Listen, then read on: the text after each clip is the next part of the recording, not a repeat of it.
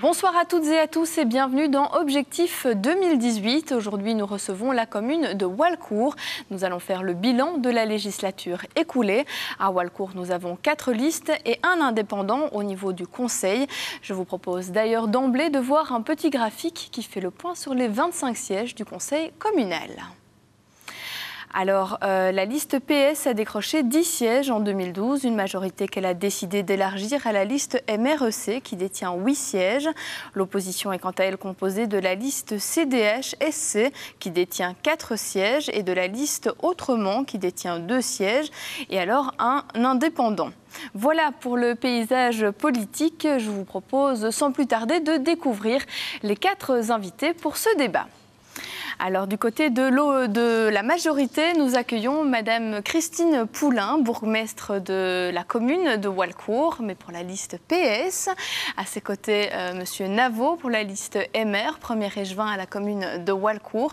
De l'autre côté de la table, nous accueillons Monsieur Leclerc de la liste Autrement, qui est conseiller communal, et Monsieur Jacques, conseiller communal également, mais pour la liste CDH-SC. Voilà, un tout grand merci pour votre présence aujourd'hui. Eh bien, écoutez, je vous propose de nous replonger en images dans cette législature passée avec ce magnéto.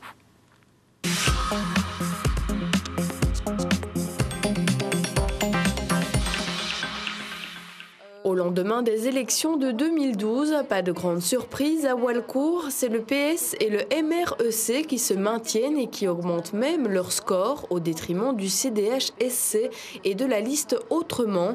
Presque 6 ans après, voici venu le temps de faire le bilan de cette législature. Et malgré un budget serré, les projets sont allés bon train. On notera l'inauguration de la station d'épuration, la rénovation et l'embellissement du village de Mertène.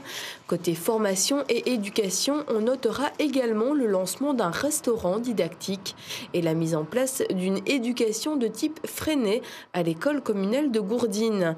Pour ce qui est du secteur économique, on soulignera le projet d'extension du zoning de Chastret qui ne fait pas que des heureux dans la commune. Et concernant la restauration du patrimoine, nous n'oublierons pas la restauration de la basilique et du palace de la Nef. Voilà donc beaucoup de dossiers, de thèmes dont nous allons parler ce soir. Mais avant ça, je vous demande de donner une petite note sur 10 à cette législature. Donc 10 secondes par personne pour donner une petite note. Madame Poulain. Bonsoir à tous. Moi, je vais être un peu modeste. Je dirais 8 sur 10 parce que on a transposé le programme politique, la note de politique générale dans le plan stratégique transversal et on peut constater aujourd'hui qu'on est à près de 90% de réalisation. Donc, restons un peu modeste, 8 sur 10, ça me paraît correct. Parfait. Monsieur Naveau? Oui, je pense qu'on mérite bien nos 8 sur 10, effectivement. On peut d'ailleurs le chiffrer par rapport au PST, donc plan stratégique transversal. On peut également se féliciter d'avoir pu réaliser tout cela sans augmenter les taxes, aucune, et en ayant en plus chaque année un boni, et un boni global, bien entendu, qui est présent au niveau de nos comptes. Donc faire du beau travail et en plus un équilibre financier, ça me paraît très bien. D'accord. Monsieur Jacques? Ça va être difficile, ça, hein? Entre 6 et 7. Entre 6 et 7, 6,5 on va dire. Pardon? 6,5. 6,5, oui, voilà. Voilà, d'accord. Monsieur Leclerc? Moi, je ne vais pas donner un chiffre. Je vais donner une très bonne note pour ce qui a été fait, réalisé, et malheureusement une très mauvaise note parce qu'en relation de ça, on a une dette et un budget qui sont très très hauts. On tourne sur un budget 2018 de près de 19 millions d'euros. Alors, il serait difficile de ne pas rencontrer quand même l'aspiration des citoyens. Ça serait même dommage de ne pas rencontrer cette aspiration. Donc, bonne note pour ce qui a été fait. Un peu trop cher pour la vie d'Autrement. Et une mauvaise note parce que maintenant, le budget est en difficulté. Voilà, donc une moyenne plutôt bonne, mitigée. Voilà. Okay. Donc moi je vous propose qu'on commence le débat en parlant économie. On l'a vu dans le magnéto, un gros projet qui est en cours, c'est l'extension du zoning de Chastret. Un projet lancé en 2007 qui a pris quelques années de retard, qui n'a pas toujours fait l'unanimité non plus. On l'a vu aux images lors de la réunion en septembre dernier avec les citoyens. Donc pour rappel, l'intention est d'étendre donc le zoning existant de 13 hectares vers l'ouest et donc de l'étendre vers le village de Pris-les-Walcourt. Alors, où en sont les projets d'extension, Madame Poulain ? C'est-à-dire qu'on a eu une réunion citoyenne avec des apports des citoyens qui n'étaient pas négligeables. Donc on a demandé au bureau économique de la province de refaire des nouvelles études, notamment en ce qui concerne cette canalisation d'INASEP. On aurait souhaité, nous, tout au début du projet, le mettre de l'autre côté, pas vers le village de Pris, mais ça n'a pas été retenu par le gouvernement wallon. Mais ici, la balle est dans le camp donc, du BEP pour des nouvelles études, pour voir s'il n'y a pas moyen justement de rencontrer ce que les citoyens nous ont demandé lors de cette réunion. D'accord, donc des choses vont être mises en place pour tenir compte de l'avis et des craintes des citoyens. Tout à fait. Voilà. Du côté de l'opposition, on était pour cette extension du zoning. Madame Poulain vient de le dire, c'était pas, disons, judicieux l'endroit où l'extension est implantée. C'est comme elle dit, il fallait mieux aller vers le nord. Oui. Parce que, en plus, ce qu'on souligne, c'est qu'on n'a pas eu les informations avant au niveau des soucis, par exemple, jusqu'au village de Pris. Oui, rappelons que ça ne dépend pas que de la commune, bien sûr. Ça ne dépend pas de la commune, oui, Tout voilà. à fait. Voilà. Oui, Monsieur Naveau. Oui, donc c'est vrai et évident qu'il faut tenir compte des remarques qui ont été émises et je pense que ça, c'est un problème de mise en œuvre et c'est important. Mais ce qui est surtout important, c'est de voir qu'on a un zoning qui est complet, quasi complet, et qui a besoin de s'étendre. Et ce, pour le bien-être de toutes les entreprises. Donc, ça veut dire également l'emploi, donc ça veut dire la sécurité. Et donc, ce sera un plus certain pour notre commune que de pouvoir bénéficier d'un zoning plus important. Sachant que d'autres zonings vont s'implanter dans la région, peut-être pas à Walcourt, mais est-ce vraiment nécessaire d'étendre le zoning de Chastret ? Oui, certainement, puisque nous avons une demande à Walcourt, donc autant y répondre à Walcourt, et nous devons défendre Walcourt. Donc c'est évident, à mon sens, que c'est à Walcourt qu'il faut le faire. Il existe déjà, il va s'étendre, c'est la bonne opportunité. Mais vous comprenez le citoyen et ses craintes ? Bien sûr. Et donc, on les a écoutés. Comme Mme Poulain l'a dit, on a mis ce projet à l'étude et on a demandé que toutes les remarques, je dis bien toutes les remarques qui ont été émises, soient prises en compte et qu'elles fassent chacune l'objet d'un examen précis, y compris même la position globale du zoning qui a été remise en cause. Donc, tout sera revu. D'accord, voilà. Alors, nous l'avons vu dans le magnéto également, on a inauguré une station d'épuration, un chantier qui était nécessaire car en termes d'épuration d'eau, on le sait, la Belgique est un peu à la traîne, l'Europe surveille.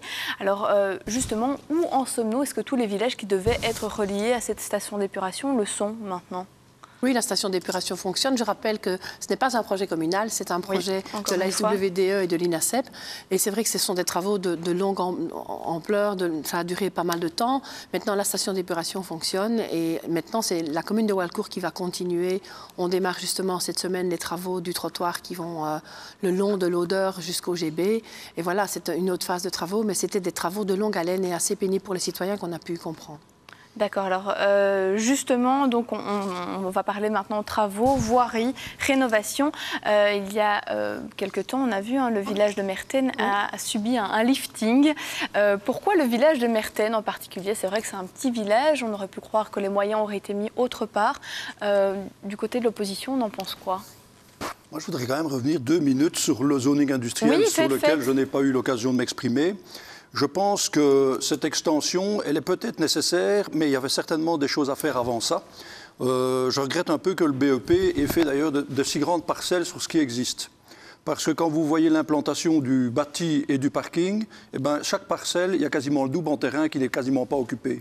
Je pense qu'il aurait peut-être fallu voir un peu plus petit au niveau des surfaces de parcelles pour ne pas devoir peut-être déjà encore manger du terrain agricole et faire cette extension. C'est une remarque. Alors, au niveau du zoning, c'est surtout des entreprises familiales. Et finalement, c'est des entreprises qui n'apportent pas beaucoup d'emplois. Ce sont des entreprises qui théoriquement, sont de 4 à 5, 6 personnes par entreprise. Ce n'est pas énorme, c'est toujours mieux que ça. Mais enfin, je pense aussi que le nouveau tracé de la Nationale 5 va peut-être être intéressant au niveau de ce zoning industriel. Alors, c'est bien dommage de ne pas avoir parlé des petits commerces, parce que dans la partie commerce, là, on en avait eu l'occasion d'en parler. Donc là, par contre, il y a un grand manque. Donc, qu'est-ce que notre commune a mis dans sa note de politique générale? C'est nous accorderons une attention particulière aux commerces de proximité qui rendent des services quotidiens à nos citoyens. Ça ne veut pas dire grand-chose. Je voudrais quand même rappeler qu'en 2012, lors de la demande du permis d'urbanisme de l'ALDI, on a eu une réponse de la part du collège qui était assez triste et qui négligeait les petits commerces. Et ça, c'est un peu à regretter. Et je devais le dire, je pense que je devais le dire ça.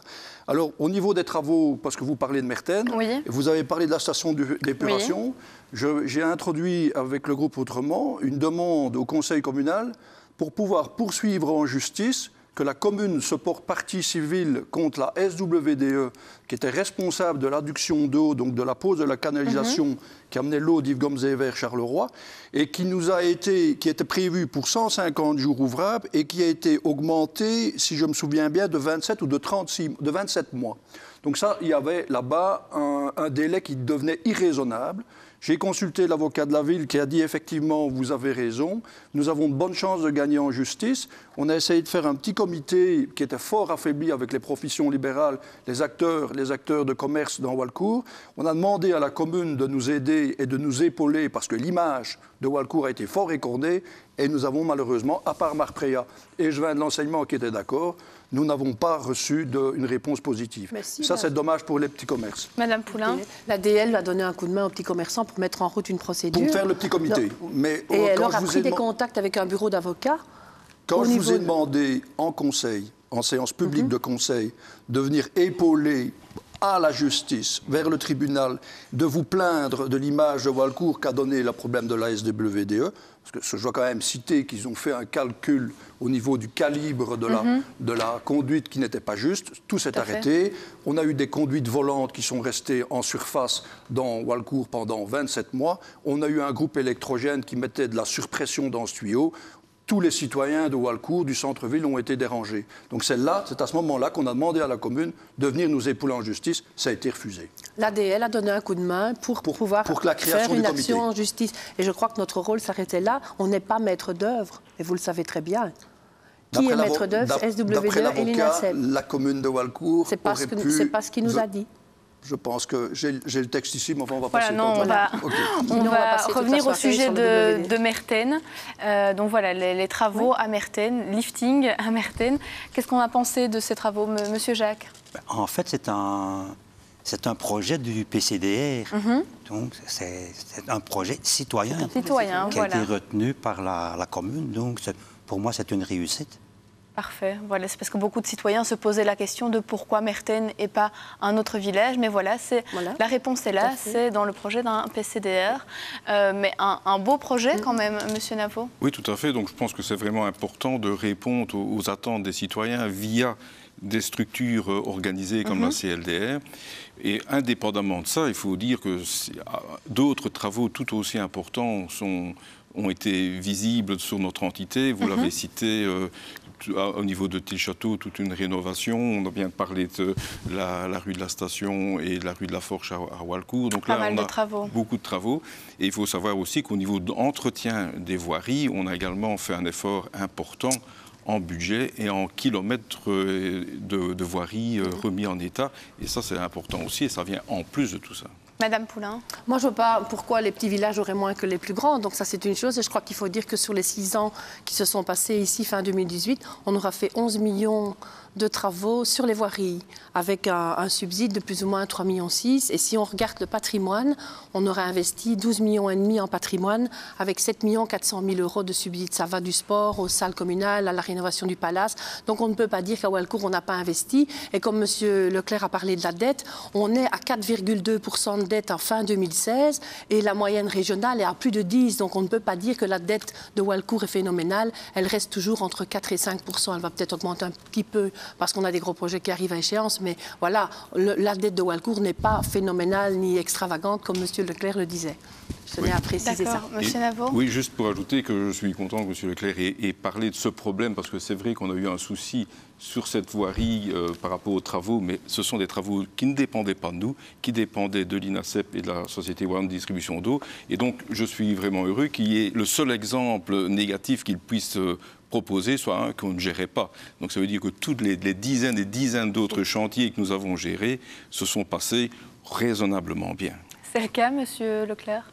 Je reviens sur Mertens, tant mieux pour les gens de Mertens, mais je crois que la démocratie a perdu un petit peu ce jour-là parce que c'est un projet CLDR et l'affiche de Mertens n'était pas en priorité 1. Si. N'était pas en priorité 1. Ça a dû d'ailleurs repasser au conseil communal, donc parce qu'il y avait un subside qui permettait de faire cette réalisation à Mertens. Et on a dit à ces personnes qui ont consacré du temps à la CLDR, écoutez, pour des raisons budgétaires, votre projet numéro 1 ne sera pas le numéro 1, mais on voudrait bien mettre celui-là. Et celui-là est repassé en numéro 1. Et c'est repassé au conseil communal. Ça, j'en suis persuadé aussi. Mais le projet de Mertens n'était pas qu'un projet CLDR, c'était aussi un projet du plan d'investissement communal. Et c'est pour ça qu'on a dû combiner les deux subsides, ce qui est compliqué, et qu'on a dû le remettre au conseil communal. D'accord, mais ce n'était pas le choix numéro 1 de la CLDR. Et c'était quoi le choix numéro 1 de la CLDR? Je ne sais plus, mais c'était en 3 Mertens. Mais c'était dans les fiches numéro 1. Ah oui, tout à fait. Dans les premières fiches. Ouais. Donc voilà. Voilà, mais écoutez, comme on l'a vu aux images, dans les images, il y a eu dans Mertens donc un lifting, mais également on a installé des ralentisseurs, des casse-vitesse. C'est un sujet important à Walcourt, la vitesse. Alors d'ailleurs, qu'est-ce qu'on a fait pendant cette législature pour limiter la vitesse dans la commune ? Madame Poulain. Bon, on a fait des aménagements de voirie. Par exemple, on prend la traversée de Somzé à la Nef. Là, on a ralenti le trafic avec tout un parcours, des pistes cyclables. Et c'est toujours dans le cadre des plans escargots. On a fait également la même chose dans la traversée de Chastret.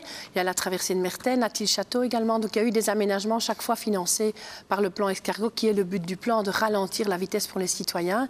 Donc voilà, on a acheté des radars préventifs. On a 5 radars préventifs qui tournent sur la commune, qui sont placés régulièrement là où les citoyens le demandent, là où il y a des dangerosités. Et il faut bien se dire que souvent, quand on enlève le préventif, le répressif ne tarde pas à suivre. Donc, on essaye de ralentir tant qu'on peut. Il y a encore des projets à faire. Je pense notamment à Berzé et à Somzé, où là, on voudrait aussi aménager certaines choses pour ralentir les gens. C'est quand même pas toujours facile de lutter contre l'irrespect. Ça, c'est... On est d'accord avec cela? Tout à fait. Ce dispositif, finalement, ça nuit à la mobilité. On a eu le cas à Tarsienne. On avait placé à l'époque des coussins berlinois qui sont ces choses sur lesquelles on doit passer théoriquement en ralentissant. Et puis, finalement, ça a fait un tollé dans la rue. C'était effectivement pour servir les citoyens qui étaient en bordure de ce dispositif. On a fini par le démonter. Alors, où on a raté le coche, c'était au conseil de police. Le fédéral donnait l'occasion aux communes, aux zones de police, d'acheter des poteaux pour radar fixe. Ça veut dire que ça, c'est de la prévention. C'est de la prévention totale. Vous en connaissez dans certains endroits, c'est la chose qui est la mieux respectée. Mais au moins, vous êtes au courant. Si vous êtes un délinquant de la vitesse et vous savez que ce poteau est là, vous payerez. Donc, à Walcourt, Walcourt-Florenne, on a raté ce dispositif de subside. Et je crois qu'il aurait été beaucoup plus sensé, parce qu'on connaît bien les zones accidentogènes, on a des plans formidables, de disposer ces poteaux.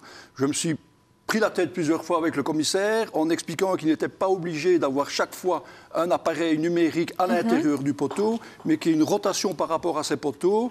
C'est l'effet d'insight, on ne sait pas si on l'y est, on va toujours se méfier et ça coûte beaucoup moins cher. J'aurais préféré personnellement cette formule-là que de tous ces systèmes de ralentisseurs et que cette répression qui est parfois aveugle. Mais enfin, il faut respecter le code de la route, je suis quand même d'accord avec ça. Vous êtes d'accord du côté du CDHSC ? Au niveau des ralentisseurs, c'est vrai qu'il y a eu une demande de la population de Tarsienne, notamment, où j'habite. Mais quand on a implanté les coussinets berlinois, comme tu dis, ça a fait réagir beaucoup de personnes, vu le passage des véhicules qui allaient trop vite. Donc, ils ne s'occupaient même pas du coussin. Et ça générait beaucoup de bruit. On a dû les retirer, comme tu dis. Donc, ils ne sont pas tellement judicieux, ces coussinets. On en a laissé à Tarsienne, je vois les voitures ne ralentissent pas du tout. Hein. Donc il y a eu un pas fait en avant, mais il y a encore des choses à mettre en place, Monsieur Naveau. Et d'ailleurs, dans l'entretien général des routes, on est très attentif à cet aspect ralentisseur au sens large, dans le sens que parfois le meilleur ralentisseur, c'est l'état même de la route, c'est-à-dire ne pas avoir des voiries trop larges qui deviennent des semi-autoroutes. Donc il faut parfois savoir garder des routes un peu plus étroites. Il faut, par exemple, comme on l'a fait sur la rue du Four à Chastret, conserver des zones plus étroites où les automobilistes sont obligés de ralentir. Comme on va le faire à la rue de Namur, qu'on va refaire, mais on va garder cette route à petit gabarit expressément pour ne pas augmenter la vitesse sur ces voiries. Donc la situation naturelle est parfois la meilleure.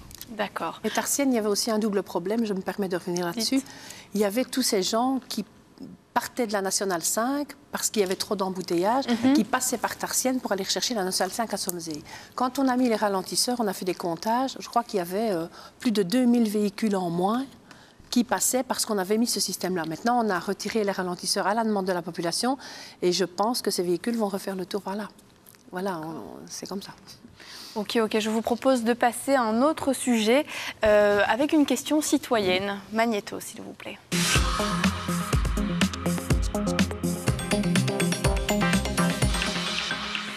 La question que je pourrais poser, c'est la question de la préservation de la ruralité. Donc, qu'est-ce que la commune va mettre en place pour que ce milieu que nous avons choisi comme milieu de vie reste ce qu'il est, à savoir un milieu rural, où l'environnement est respecté et protégé. Ça, c'est une de mes grosses préoccupations.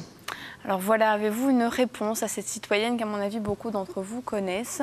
Une réponse, Madame Poulain? Par exemple, au niveau urbanistique, on est toujours très... je ne vais pas dire très sévère, mais on essaie de garder justement cette ruralité. On a des agents constatateurs pour les problèmes environnementaux et ce n'est pas vraiment facile parce qu'on constate de l'irrespect de plus en plus. On a également une dame qui fait de la prévention dans les écoles pour éduquer justement à respecter l'environnement. Voilà, on a 36 actions, mais je vous dis, quand les gens ne respectent pas leur environnement, c'est vrai que ce n'est pas toujours facile. Et au niveau urbanistique, quand on a des gros lotissements qui viennent, comme ça a été le cas par exemple à Tille-Château, où on voulait implanter 100 maisons, mais là on a réglementé, on a imposé de garder le même nombre de bâtisses au mètre carré que le site actuel. Donc on essaie de gérer ça en bon père de famille. D'accord, Monsieur Naveau. Je pense également qu'on est attentif par rapport aux activités économiques qui doivent rester aussi avec un certain caractère rural. Je pense que les produits locaux développés plus, et c'est un effort que l'ADL fait, il y a là 3 personnes qui travaillent entre autres sur la promotion des produits locaux, c'est aussi quelque part une manière de défendre la ruralité, défendre l'agriculture, refaire les chemins qui sont destinés aux agriculteurs. On va encore refaire très prochainement un chemin spécifique pour les agriculteurs. Donc tout ça, c'est aussi une aide à la ruralité que l'on apporte quotidiennement. Alors du côté de l'opposition, on trouve que cette aide est suffisante, Monsieur Leclerc? La ruralité, comme pose la question la dame, c'est purement urbanistique, si j'ai bien compris sa question. Donc, je pense qu'effectivement, c'est pas facile d'avoir l'entièreté de la main là-dessus. Quand on devient, nous, Walcourt, une zone de la périphérie de Charleroi, donc la pression urbanistique, on voit déjà sur les villages de la Nationale 5 est déjà très forte. Ce qui est encore, à mon avis, rural, c'est toute la partie vers Clermont, Rognier, Castillon, Merten, etc. Donc là, il y a un peu plus de ruralité, si c'est ce que j'ai bien compris dans la question de la dame. Quand, par contre, regardez, on voit l'exode des jeunes vers la ville. On voit que la tendance mondiale, c'est vivre vers la ville. On va avoir des mégalopoles qui sont incroyablement dans les prévisions. Donc, pour revenir sur la commune de Walcourt, lutter contre ça, ça me paraît difficile parce que c'est le choix des gens. Ce qui est au niveau du permis d'urbanisme, ce qui est en zone à urbaniser, vous n'irez jamais contre. Donc, conclusion, je ne comprends pas très bien et je ne sais pas très quoi répondre. Mais par contre, pour moi, la ruralité, c'est quand même le maintien à domicile des personnes plus âgées, parce que ça aussi, c'est de la désertification. Dans des villages qui sont plus ruraux, comme ceux que je viens de vous citer à la fin, il faut vraiment mettre le paquet pour pouvoir garder ces personnes dans les maisons et de ne pas directement aller en maison de repos. Donc, tous ces services qui sont justement des services de proximité pour la ruralité, les aides familiales, etc., c'est des choses qui sont, à mon avis, essentielles pour protéger la ruralité, à mon sens. Monsieur Jacques? Au niveau de la ruralité, moi je constate que, comme tu viens de dire, Laurent, que les villages, de plus en plus, deviennent des petites villes. C'est d'ailleurs la préoccupation de ces citoyennes. Seulement les lotissements... Avec l'extension des lotissements, etc. Qui sont faits par des privés. Tarsienne, c'est la même chose. Ce n'est pas la commune qui lotit. Le village de Tarsienne, par exemple, n'a plus le cachet d'antan. C'était qu'un village. Maintenant, il y a des lotissements tout alentour. La commune a un pouvoir pour ça, elle pourrait faire quelque chose. À partir du moment où ils sont dans une zone à construire, on doit juste leur faire respecter les règles d'urbanisme. Et quand ils font un lotissement, peut-être imposer certaines choses au niveau du lotissement. Mais on ne peut pas empêcher ces gens-là de développer une propriété qui leur appartient au niveau urbanistique. Maintenant, quand M. Leclerc dit que les jeunes vont en ville, on a par exemple un petit projet avec le CPAS qui est de développer du logement intergénérationnel, donc des personnes âgées dans le bas du bâtiment et des appartements pour des jeunes couples à l'étage. Et ça sera sur le site Brichard, dans le centre de Walcourt. Ça devrait commencer cette année. Donc voilà, donner des logements aux jeunes, c'est vrai que c'est préoccupant parce que les logements chez nous sont rares et ne sont pas bon marché. Donc je peux comprendre que la jeunesse s'en aille parfois ailleurs et ça c'est dommage. Donc on va essayer de lutter contre cela. D'accord. Prochain sujet, éducation, formation. Pas mal de projets ont vu le jour lors de cette mandature. Entre autres, un restaurant didactique où on propose une formation aux jeunes sans emploi, mais également une mise en place d'une pédagogie de type Freinet à l'école communale de Gourdines. Est-ce qu'il y a une volonté à Walcourt de miser sur la formation, sur l'éducation? Et si oui, pourquoi? Et comment, à l'avenir, on va poursuivre dans ce sens? Madame Poulain. L'éducation, c'est l'avenir de tous nos jeunes. Donc, je crois que c'est très important. Qu'est-ce qu'on constate à Walcourt? C'est qu'au niveau des demandeurs d'emploi, beaucoup d'entre eux n'ont pas une formation correcte. Donc, on a mis en place un pôle emploi qui est situé rue de Frères, où là, on peut suivre des petites formations faites par la MIRESEM ou des formations d'orientation, par Carrefour Formation. Il y a aussi le restaurant didactique qui permet à des jeunes qui sont au chômage d'embrayer dans une formation soit de salle ou de cuisine et par après d'avoir au moins un petit diplôme disant voilà, moi je sais travailler dans un restaurant et de trouver un emploi par après. Et la pédagogie de type Freinet, là, ça s'adresse à l'enseignement maternel et l'enseignement primaire. C'est une pédagogie de qualité qu'on va essayer de développer à Gourdines suite à une demande d'un comité de parents. On est clair là-dessus.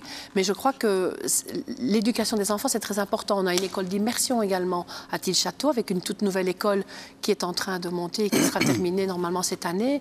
Donc oui, on a mis l'accent sur l'éducation parce que c'est très important. Monsieur Naveau. Oui, dans ce domaine-là et également dans le domaine de l'économie où on a, via notamment l'ADL, mis en place toutes des formations, que ce soit des formations continues pour les entreprises déjà existantes, que ce soit des formations pour les demandeurs d'emploi.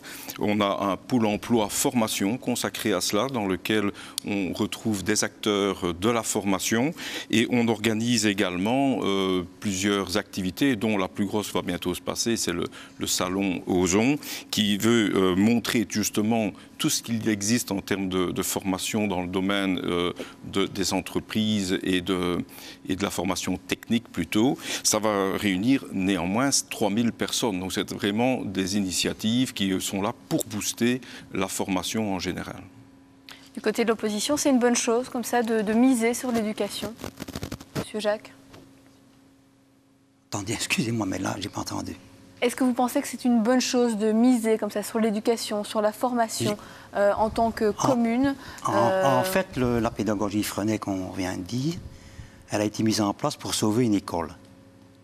Maintenant, il faut savoir, pratiquement l'école de Gourdines était en déficit. Mais on se pose la question, est-ce qu'il y a un partenariat avec une autre école pour poursuivre cette pédagogie? Le but, c'est de développer l'enseignement primaire sur Gourdines. Oui. Mais est-ce qu'il y a, justement, je pose la question, est-ce qu'il y aura un après? Bien sûr. Oui, c'est déterminant que ceci n'est qu'un début, ce n'est que la première démarche accomplie. Elle se fera à Gourdines parce que c'était une opportunité qu'on avait sur Gourdines, mais ça pourrait très bien se faire autre part.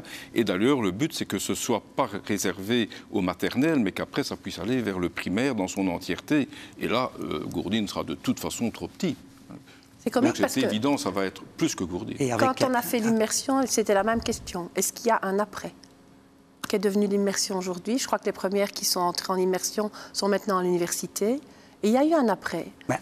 L'après, oui. Bien sûr. il y avait déjà un après dans d'autres écoles de Charleroi. Donc les élèves savaient, après leur primaire, où ils pouvaient aller. Ici, mais c'est une pédagogie un peu différente, mais ça ne t'empêche pas de suivre les cours en humanité. Ceux qui vont sortir de l'école maternelle ici pourront aller dans un athénée ou à Gerpine. C'est une pédagogie tout à fait différentielle, mais une fois que tu arrives au bout du programme, le programme est vu.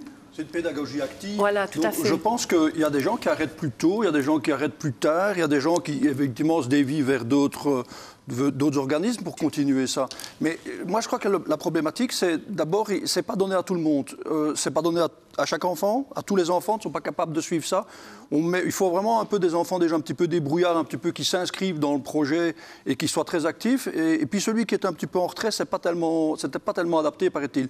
Alors vis-à-vis des parents, il y a aussi un fameux problème. Et c'est en discussion de conseil qu'on s'est dit, mais comment choisit-on, comment fait-on, cette promotion de l'enseignement avec cette pédagogie et est-ce qu'on touche le bon public? C'était notre inquiétude, si autrement c'était un peu ça pour que ça fonctionne. Et il faut effectivement qu'il y ait peut-être une des primaires derrière, ça c'est clair, pour prolonger. Alors maintenant, à titre personnel, moi je voudrais bien passer sur l'histoire de l'apprentissage, comme vous avez parlé.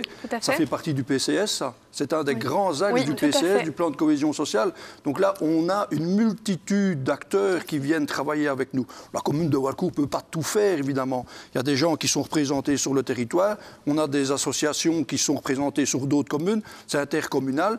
Et quand on écoute les acteurs de terrain sur ce plan de cohésion sociale, notamment sur ce secteur de l'emploi, ce qui manque, c'est vraiment une plateforme informatique. Là, il ne faut pas rater le démarrage, ou du moins l'accompagnement. Cette plateforme informatique, elle doit servir à tout le monde. Le demandeur d'emploi doit s'y retrouver, il doit savoir vers qui aller, il doit déjà avoir des réponses. Cette interaction entre les acteurs, ça c'est super primordial, parce que le gros problème de ce plan de cohésion sociale, c'est qu'il est tellement vaste qu'on ne s'y retrouve pas, et même la personne qui organise ça sur la commune de Walcourt explique ces difficultés. Donc ça, c'est ce que je voulais dire aussi pour autrement au niveau de l'apprentissage. D'accord, une réponse, Madame Poulain. Puisque M. Leclerc a parlé du plan de cohésion sociale, il faut rappeler qu'on a embrayé dans le plan de cohésion sociale en 2014. Donc c'est jamais que 3 ans. Oui, et on a mis en route, par exemple, au niveau de l'éducation, une école de devoir dans un plan d'habitat permanent. Donc ça rentre aussi dans le domaine de l'éducation. On est axé aussi sur la santé, sur l'insertion socio-professionnelle. Et c'est vrai, le PCS a une multitude de possibilités, mais n'étant dedans que depuis 2014, je crois qu'on a 5 fiches prioritaires pour l'instant. Et on avance petit à petit parce qu'il vaut mieux bien faire que d'aller vouloir tout faire tout azimut et puis de ne pas arriver à rien. Pour l'école de devoir, c'est un peu dommage, parce que c'était déjà dans la note de politique générale de 2012. Là, elle fonctionne, hein? Mais bien sûr, donc elle est sur l'habitat permanent à la nef, Boity. Oui. Je veux dire, si on avait déjà cette décision-là en 2012, c'est bien dommage de ne pas avoir ça déjà dans un écran un peu plus vaste et que ça soit déjà un peu plus vivant dans toutes nos écoles communales. Parce que c'est très bien de faire un essai sur une zone limitée. Il a été très tardif. Je crois que l'agent ATL était malade, ou il y a eu d'autres raisons. Non, elle était en repos de maternité, oui. Donc je oui, crois il y avait eu d'autres soucis. Mais parce que la plus grande injustice au niveau de l'enseignement, c'est quand on quitte l'école. Hein, parce que combien de parents, quand vous parlez avec des institutrices, combien de parents démissionnent très vite pour suivre leurs enfants à la maison? Il y en a certains qui les poussent, les autres ne les poussent pas. Donc pour moi, la plus grande discrimination, même par rapport à cette pédagogie alternative, etc., je pense que c'est l'école de devoir qui aurait dû avoir une priorité. Avec des bénévoles, parce que ça aussi, cette interaction intergénérationnelle était super intéressante. On donne, on reçoit. D'accord, je suis désolée, mais on va devoir passer à un autre sujet, autrement on ne pourra pas voir. Il y a des garderies dirigées dans les écoles pour les devoirs, hein. Il n'y a pas qu'au Boity. Hein. Ça ne s'appelle pas école de devoirs, mais il y a des garderies où les enfants peuvent faire leurs devoirs. Et il y a des gens compétents qui sont là pour les suivre. Voilà, merci. Donc on va passer au sujet suivant avec ce petit magnéto qui s'appelle les faits marquants.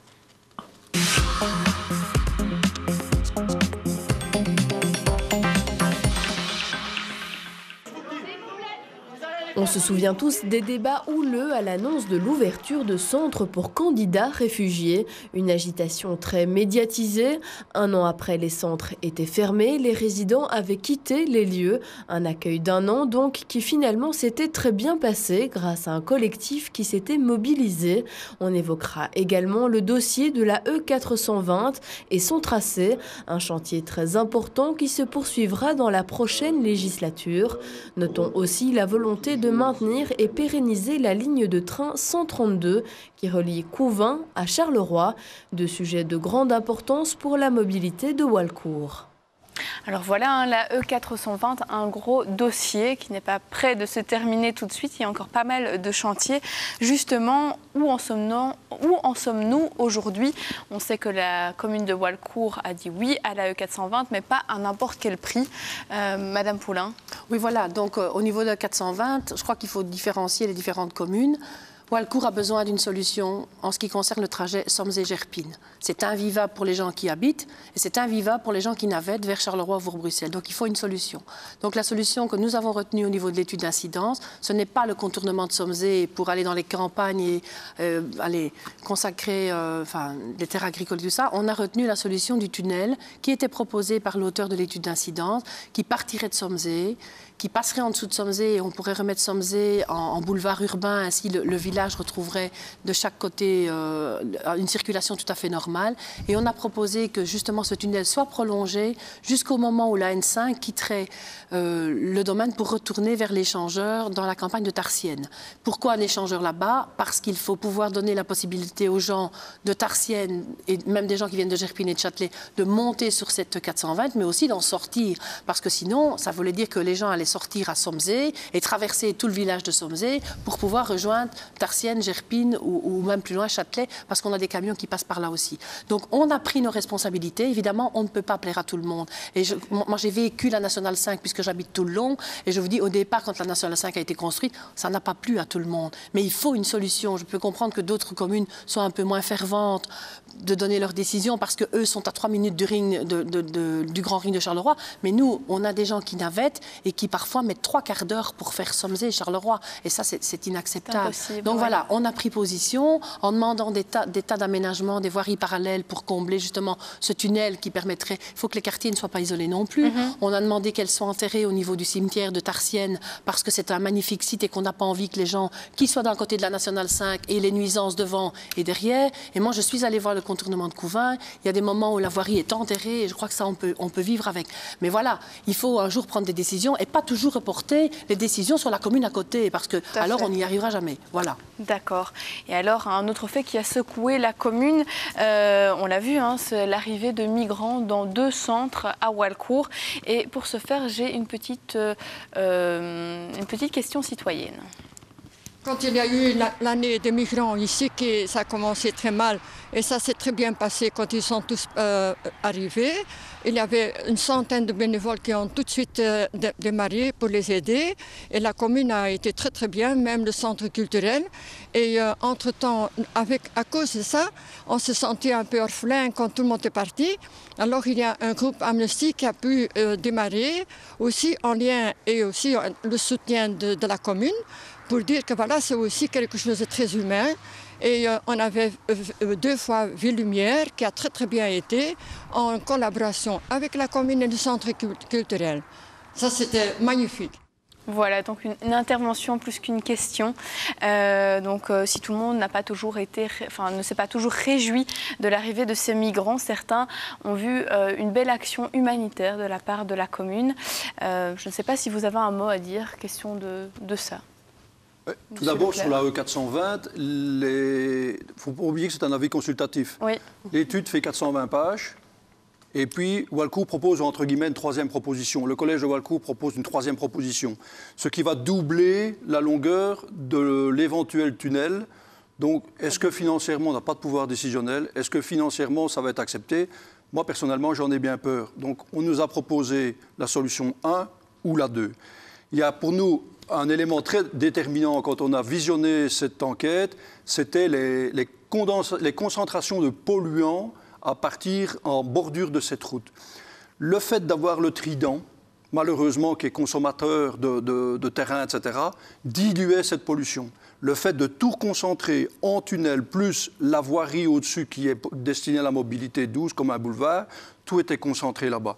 Donc, c'est difficile de prendre une position, parce que comme Mme la Bourgeoise nous le disait, il va y avoir des contents et des mécontents. Mais la pollution, l'aspect sécuritaire pour la santé était à nos yeux une priorité. On aurait préféré le Trident pour que la pollution soit diluée, un peu moins pour plus de monde, plutôt que de concentrer la pollution sur moins de personnes. Regardez toutes les études au niveau santé, etc., la récente sur la VUB, qui viennent nous prouver que l'oxyde d'azote, etc., les microparticules créent le cancer, créent les problèmes d'infarctus ou favorisent les problèmes d'infarctus. Donc nous, c'était notre ligne directrice. Maintenant, au niveau de l'accueil des migrants, je crois que quand on prône le vivre ensemble, une seule erreur a été commise. Tout ce qui s'est passé s'est finalement bien passé et les gens qui ont décidé d'aider l'ont fait, c'est sans doute très bien. Mais en tant qu'élu, ce que je voulais dire, c'est on doit faire attention à notre avis. On a un avis personnel, on a un avis privé, mais quand vous prenez le vivre ensemble et qu'il faut réunir les gens qui se sont disputés, parce que ce que j'ai vu là, ça fait 24 ans que je suis élu, je n'ai jamais vu ça. Je n'ai jamais vu une réunion pareille et il faut condamner tous ces actes belliqueux, je suis tout à fait d'accord. Mais prendre parti, comme notre bourgmestre l'a fait, en étant positif vis-à-vis de cette situation-là, et rattraper le coup après, c'est très difficile. C'est comme si vous étiez juge et que vous êtes un activiste de Gaïa, et puis dans votre tribunal, vous devez condamner des gens pour la maltraitance animale. Vous ne gardez plus votre intégrité.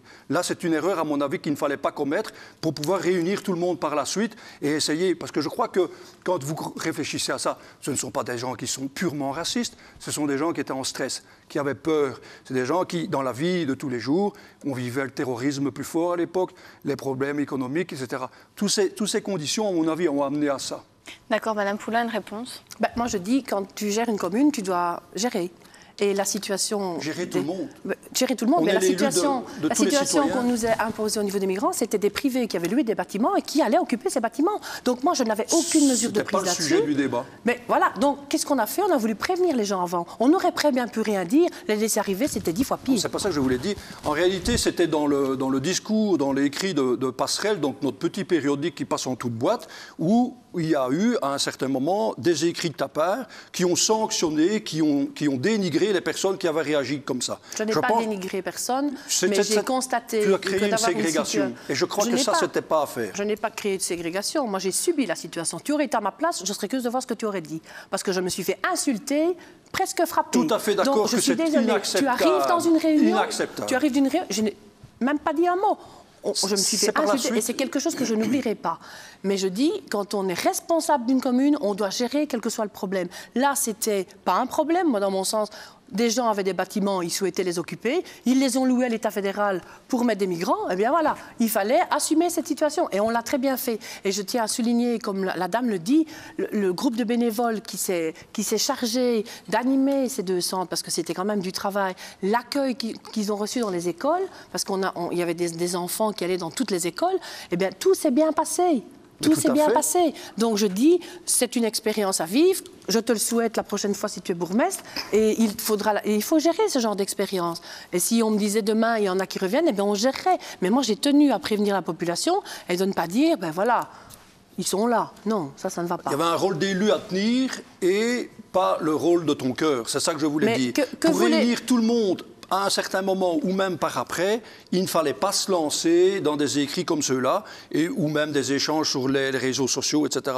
Il fallait rester un pas en retrait, bien gérer les choses et ça allait bien se passer. Et maintenant, il faut réunir tout le monde. Parce que je pense qu'il y a encore des gens qui sont aigris avec ça. Mais moi, je pense que la toute première réunion, il n'y avait pas eu d'écrits sur les réseaux sociaux, il n'y avait pas eu de position de ma part. C'est après que ça... c'est après que ça s'est passé. On peut aussi gérer, je pense, avec son cœur. Je crois que c'est ma position. Je suis quelqu'un qui est dans l'émotion. Et moi, je fais passer mon émotion, mais je reste toujours très légale. Là, c'est une situation qui nous était imposée. On l'a gérée, point barre. Okay. Voilà, donc nous n'aurons pas de temps pour les promesses tenues, mais je vous propose de passer à la question qui fâche. Je vous avais demandé d'avoir une question à poser à une des personnes présentes sur ce plateau. Je sais que certains n'ont pas eu de questions à poser, mais d'autres en avaient, donc à cela ne tienne. Monsieur Jacques, s'il vous plaît. On a déjà parlé de la dette, hein, Christine, tu sais bien. D'après Belfius, les dépenses de dette par habitant passent de 2012, au début de la législature, oui, il n'y a pas de souci, à 32 € par personne, oui, et à 40 au compte 2015. Oui. L'estimation du budget 2016 est de 49. Oui. Les dépenses de dette en 2018 passent à peu près à 1 130 000. Budget. Oui, oui. Il faut ajouter les intérêts des emprunts 2017 et l'estimation des emprunts 2018, soit plus ou moins 60 000 €. Je ne vais pas aller jusqu'aux charges de dette jusqu'en 2024 qui vont aller jusqu'à presque 1,5 million, ce qui n'est pas rien. Donc, par conséquent, on ne pourra bientôt plus, on a l'impression de contracter de nouveaux emprunts. Enfin, c'est aux balises, quoi, c'est bien. Est-ce que ça ne va pas hypothéquer les nouveaux projets? Disons que, je l'ai déjà dit tout à l'heure, la dette de la commune de Walcourt n'est pas exceptionnelle. Elle représente 4,2% du budget ordinaire. Si on fait les projets, souvent, je l'ai dit tout à l'heure, c'est avec un maximum de subsides. On est sur les réalisations à 11 millions sur 24 millions. Donc c'est 50% de subsides. Donc ça, ce n'est pas négligeable, donc ça ne va pas hypothéquer. On a de la réserve au niveau des balises, on n'est franchement pas hors balise, on est bien loin de la balise. Oui, d'accord. Oui. Mais on fait aussi beaucoup de choses sur fonds propres, transfert ordinaire, extraordinaire. Donc la dette de la ville de Walcourt, c'est 4,2 fin 2016. La région, c'est plus de 10. Donc on n'est vraiment pas une commune hyper endettée. Quand tu prends le nombre d'euros par habitant, tu prends la région wallonne, je crois que c'est 115 € par habitant. On est à 32 €. Enfin, je crois que c'est quelque chose comme ça, je n'ai pas les chiffres en tête. Mais je dis, moi, je ne me tracasse pas pour la dette. Ce que je me tracasse, par contre, c'est pour les transferts. On subit des dépenses de transfert et on ne sait rien faire. Quand tu penses que sur la législature, on a donné 6 millions d'euros pour les pompiers. Parce qu'on est allé rechercher dans les années antérieures, et ça nous a fort diminué notre global d'ailleurs. On a donné 3 millions d'euros en global dans les années antérieures, et maintenant on est à 6 millions d'euros au total. Donc ça me tracasse. Les transferts au niveau des CPS, ça me tracasse, parce qu'on doit donner de plus en plus, parce que les gens ont de plus en plus de mal. Les zones de police, pareil. Donc voilà, ça me tracasse. Mais la dette ne me tracasse pas. Et ça ne me fâche pas. D'accord. Monsieur parfait, Leclerc, vous aviez également une question à poser. Oui, elle est plus d'ordre politique. Elle est adressée aux 2 députés de notre entité. Il y en a un qui est absent, parce qu'évidemment, il est à la province. Préaccord ou accord pour 2018 ? Parce qu'en 2012, on a assisté à une union de professionnels de la politique qui a tué tout suspense. Il y a eu un faux concours du Mailleur quelques jours avant l'élection. On savait très bien que M. Bulto, en étant à la province, n'allait pas pouvoir assumer un mandat à la commune. Donc, accord ou préaccord cette fois-ci, est-ce qu'il y a des choses qui changent? Oui, ben voilà. Walcourt, c'est une commune où il n'y a jamais eu de majorité absolue. Du moins, moi, je ne me souviens pas qu'il y ait eu une majorité absolue. Il a fallu toujours composer à 2, même parfois à 3. Ça, c'est un fait. Alors moi, je pense que doit refléter la majorité? La majorité doit refléter les partis qui ont été le plus sollicités par les citoyens. C'est le cas cette fois-ci. 10 sièges pour le PS, 8 sièges pour le MR, ça fait 18. C'est les 2 plus gros partis de la commune. On est à quel mois? Au mois de mars de 2018. On ne sait pas quelles listes seront en présence. On entend qu'il y aura des nouvelles listes. On entend qu'il y aura peut-être des fusions de listes. Donc, pas d'accord. Moi, je ne veux pas aller faire une alliance. Je ne ferai pas d'alliance pour garder le majorat avec un petit parti sous prétexte que je veux garder le majorat. Pas du tout. Je pense que la majorité doit refléter la majorité des votes des citoyens. Et on en est là. Point. Donc ça sera toujours les 2 plus grandes listes. Mathématiquement, voilà. 10 plus 8, 18 sur 25. Inévitablement, ça sera toujours, comme tu le dis, le PS et le MR. Mais ça, c'est une majorité. C'est une plus grosse majorité. Je ne vais pas faire... J'aurais pu faire une alliance. 10 sièges pour le PS, 4 sièges pour le CDH. Est-ce que c'est ce que le citoyen veut? Non. Le citoyen, il a voté 2 listes. Et ça tue tout suspense électoral. Mais non, ça ne tue pas. Parce que des petites listes comme par exemple Écolo qui va arriver, autrement qui doit subsister, le CDH qui fait 4 sièges, ceux-là ne seront jamais inévitablement repris dans une majorité selon tes dires. Il y aura peut-être des nouvelles listes, il y aura peut-être Écolo. Écolo, ils ont le vent en poupe, ils ne l'ont pas. Ça dépend des années. Ici, ça n'a pas l'air mal parti. Peut-être qu'Écolo fera 5 sièges. Donc tu ne sais pas dire ça. Tu ne sais pas donner le... Et les 5 sièges, ils vont peut-être diminuer ailleurs. Moi, je ne sais pas. Voilà. On avait dit que tu ferais 6 sièges. On m'a dit une question qui n'était pas vraiment sur le bilan, mais on l'accepte quand même. Voilà. En tout cas, je vous remercie tous d'être venus aujourd'hui, de vous être prêtés à l'exercice. C'est ici que se termine notre émission. Je souhaite également vous remercier de nous avoir suivis ce soir. Je vous souhaite une excellente soirée sur Canal C. Merci.